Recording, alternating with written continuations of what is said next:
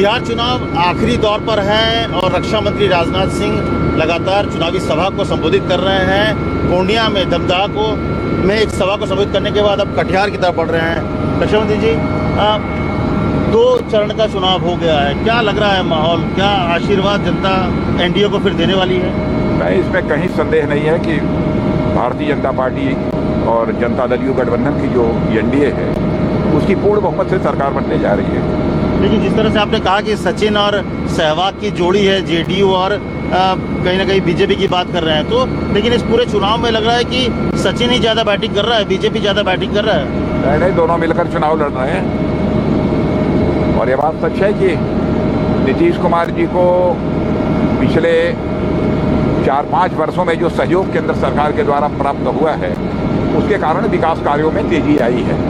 उसके पहले केंद्र में कांग्रेस की सरकार थी, जितना सहयोग एक गैर कांग्रेसी सरकार को मिलना चाहिए था बिहार में, नहीं मिल पाया वो सहयोग, जिसके कारण जितना विकास होना चाहिए नहीं हो पाया। लेकिन आपको लग रहा है कि इस पर नाराजगी है? नीतीश कुमार को 15 साल की जो बातें हैं सरकार है उसकी वजह से एक नाराजगी जनता में है और वो कहीं ना कहीं उसका खामियाजा बीजेपी को भी उठाना पड़ सकता है। नहीं, मैं ऐसा नहीं मानता कि कोई नाराजगी है, क्योंकि अभी इसी सार्वजनिक सभा को आपने देखा है कितनी बड़ी क्राउड है, एक विधानसभा क्षेत्र की इतनी बड़ी भीड़ होना, और वो भी जनता दल यू की यह मीटिंग थी और इसमें इतना ज़बरदस्त रिस्पांस पब्लिक का।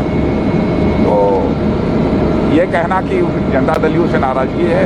लेकिन इस बार चुनाव में एक खास चीज़ देखा जा रहा है कि जो पोस्टर्स हैं उसमें से नीतीश कुमार गायब हो गए, सिर्फ नरेंद्र मोदी का चेहरा पूरे बिहार में मैंने देखा, बहुत जगह घूमा, तो लगता है कि जो 15 साल को है उसको शायद जो थोड़ी बहुत नाराज़गी है उसको भी दूर करने की कोशिश। नहीं, ऐसा नहीं है। मोदी जी स्वाभाविक है, प्रधानमंत्री हैं, सभी जगह उनकी फ़ोटो होगी, लेकिन अब जनता दल यू के लोग नीतीश कुमार जी का लगाते हैं, हमारे लोग भी कहीं कहीं नीतीश कुमार जी का लगाते हैं। हो सकता है कहीं किसी ने ना लगाया हो, अलग बात है, लेकिन ऐसा नहीं। लेकिन एक रोजगार का मुद्दा बहुत ज़्यादा हावी हो रहा है, लग रहा है कि चुनाव में रोजगार का मुद्दा सबसे इम्पोर्टेंट मुद्दा हो गया है। वैसे केंद्र सरकार ने जो स्किल डेवलपमेंट की योजना चलाई थी उससे रोजगार के कुछ अवसर सृजित हुए हैं, लेकिन और अधिक होने की आवश्यकता है। पहले तो यहाँ पर इंजीनियरिंग कॉलेज, पॉलिटेक्निक्स, ITI ही नहीं थे, कहाँ से लोगों को रोजगार मिलेगा? लेकिन अब जाकर सारे जिलों में इंजीनियरिंग कॉलेजेस यहाँ पर हो गए, पॉलिटेक्निक्स हो गए, ITI खुल गए, मेडिकल कॉलेजेस खुल गए।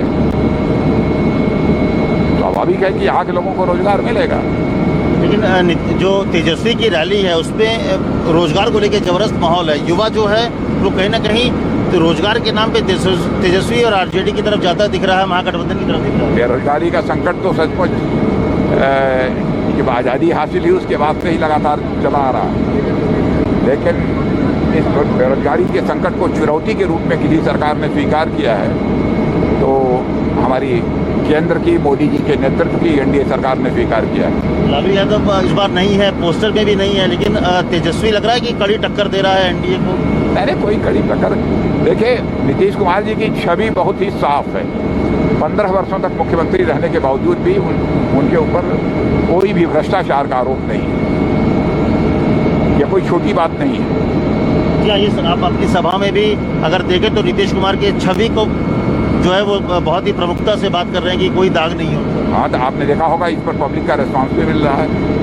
लेकिन पूरे भाषण में देखिए तो केंद्र की योजनाओं को ज़्यादा गिनाया जा रहा है, केंद्र की योजनाओं को ज़्यादा आप गिना रहे हैं, बिहार की योजनाएं कुछ लग रहा नहीं है बहुत ज़्यादा। बिहार की योजनाओं को मैंने नहीं गिनाया कि इंजीनियरिंग कॉलेज बने हैं, मेडिकल कॉलेज बने हैं, पॉलिटेक्निक बनी है, ITI बनी है, सड़क बनी है, बिजली आई है, इन योजनाओं की भी चर्चा की है। लेकिन केंद्र सरकार की जो सारी योजनाएं हैं वह योजनाएं भी तो बिहार में लागू हैं, वह भी तो एनडीए की ही सरकार है, क्यों ना हम एनडीए की सरकारों की। नहीं, सही बात कहा कि डबल इंजन की सरकार, लेकिन लग रहा है कि नरेंद्र मोदी के कंधे पे सवार होकर ही चुनाव लड़ा जा रहा है। ये सिर्फ नरेंद्र मोदी बिहार में सबसे बड़े चेहरे के तौर पर है एनडीए। इसमें कहाँ दो मत है कि पूरे एनडीए के नेता तो मोदी जी ही हैं ना, देश के हमारे प्रधानमंत्री हैं, क्यों न लड़ा जाए, लोकप्रिय हैं जनता में। मैं समझता हूँ उतना बड़ा पॉपुलर लीडर तो कोई नहीं है। एक आपके पूरे मित्र रहे हैं रामविलास पासवान, अब उनके बेटे आपके साथ ही हैं बोल रहे हैं, और आपके किसी के बारे में और कोई चर्चा वर्चा नहीं, हम केवल एनडीए की बात कर क्या रहे हैं। नुकसान पहुंचाएगा चिराग, नुकसान पहुंचाएंगे आपको एनडीए को? लग रहा है कि जो मतदान 2% कोई एनडीए को कोई नुकसान नहीं पहुंचा सकता।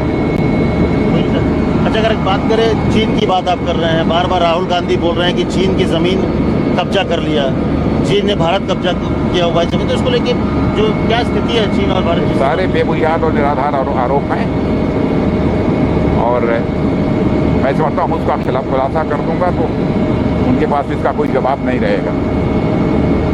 और राष्ट्रीय स्वाभिमान के प्रश्नों पर इस तरीके से किसी राजनीतिक पार्टी को नहीं बोलना चाहिए। ये कब कितनी 62 से लेकर 2013 तक क्या हुआ है मैं कुछ कहना नहीं चाहता, लेकिन इतना ही कहना चाहता हूँ कि भारत चीन सीमा पर हमारे जवानों ने शौर्य और पराक्रम का भी परिचय दिया है, जब आवश्यकता पड़ी है तो अपने संयम का भी परिचय दिया है। लेकिन इस बार पहली बार ऐसा होगा कि चीन की सीमा पर भारत के जवान वहाँ पर होंगे, ठंड में होंगे, उसके लिए खास तैयारी है, क्योंकि पहली बार ऐसा होने जा रहा है। पूरी तैयारी है। अच्छा, पूरी तैयारी और बड़ी, क्योंकि इस बार बहुत बड़ी फोर्स होगी। मैं बराबर इसकी समीक्षा भी कर रहा हूँ। तो आपको लग रहा है कि ये फोर्स जो है भारत चीन के बीच जो तनाव लगातार बना हुआ, तो ऐसे में परमानेंट रखना पड़ सकता है, फौज को लगातार रखना पड़ सकता है वहाँ पर? जो कुछ भी हमारी तैयारी है। आपके राफेल की बड़ी चर्चा है, राफेल के आने के बाद कितना बदल गया भारत की सैन्य ताकत? स्वाभाविक है कि हमारी एयरफोर्स की ताकत बढ़ी है। अब राफेल को भी मुद्दा बनाया अच्छा होना, जिससे कि हमारे देश की एयरफोर्स की ताकत बढ़ रही है, सभी स्वीकार कर रहे हैं। विपक्ष ये बोल रही है कि विकास मुद्दा नहीं है, इसलिए चीन और पाकिस्तान की बात कर रहे हैं, बार बार पुलवामा की बात वो सवाल उठा रहे थे, वहाँ पर जवाब मिला। अब उनकी बात छोड़िए, आपने सुना ना हमारा भाषण, तब आप समझ लीजिए स्वयं आपकी बड़ी खड़ी है। राहुल और पूरा जो उठाया था, आपको लगता है कि इस बात पे उनको माफ़ी मांगनी चाहिए? जब पाकिस्तान में ये बात हो गई कि पुलवामा के पीछे उनका हाथ था, सवाल लगता है राहुल गांधी और कांग्रेस पूरे पुलवामा को लेकर जो भी पाकिस्तान की नेशनल असेंबली में खुलासा हुआ है उसको लेकर उन्हें क्षमा याचना करनी चाहिए, निश्चित रूप से करनी चाहिए। आपने देखा यह खुलासा होने के बाद नेशनल असेंबली में कोई बिल्कुल चुप्पी साधे बैठे हैं, जुबान पर ताला लगा हुआ है। वो बोल रहे हैं कि कोई इशू नहीं है, इसलिए चीन और पाकिस्तान की बात एनडीए के नेता करते हैं।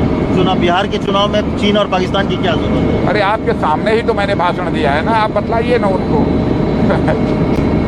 मैंने क्या कहा है? विकास की चर्चाएं नहीं की है मैंने।